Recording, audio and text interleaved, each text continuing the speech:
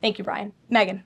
Secretary Bessent said yesterday that countries will boomerang back to the April 2nd tariff level starting August 1st.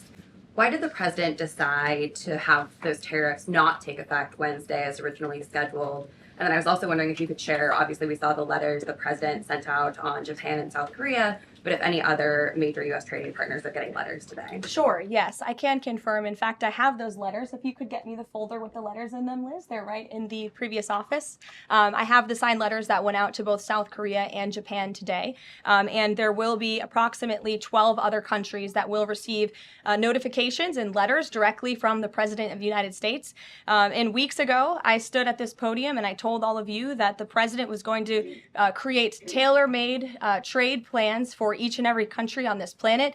And that's what this administration continues to be focused on. The president will also sign an executive order today delaying the July 9th deadline to August 1st. So the reciprocal tariff rate or these new rates that will be provided in this correspondence to these foreign leaders will be going out the door within the next month, or deals will be made. And those countries continue to negotiate with the United States. We've seen a lot of positive developments in the right direction, but the administration, the president, and his trade team want to cut the best deals for the American people and the American worker. That's what they're focused on. And in the effort of transparency, these letters will continue to be posted to Truth Social, so you can enjoy them yourself.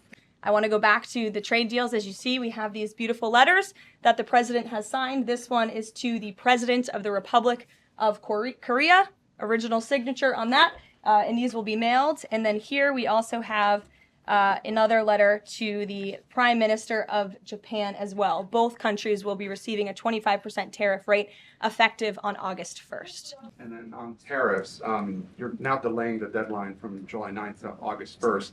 Is that an acknowledgement that perhaps the administration found it more difficult to negotiate these trade deals, or whatever happened to 90 deals in 90 days? No, it's an acknowledgement that this administration is doing what's best for the American worker, and we want the best deals possible for our workers, for our manufacturing base, for our middle class, and they are doing this deliberately and appropriately on behalf of our country's interests. Josh. A couple more on the tariffs. You said about 12 more letters. There were about 55 or so countries, including the EU as a bloc, that were facing this tariff increase. All of those, to understand you correctly, are now deferred to August 1st, right? Correct. And on the 12, what happens with the remaining, whatever it would be, 40 something? So just 12 today. There will be additional letters in the coming days. So all of them are going to get a letter at some point. Correct. Okay, and can you tell me why he decided to start with South Korea and Japan? Are they annoying him?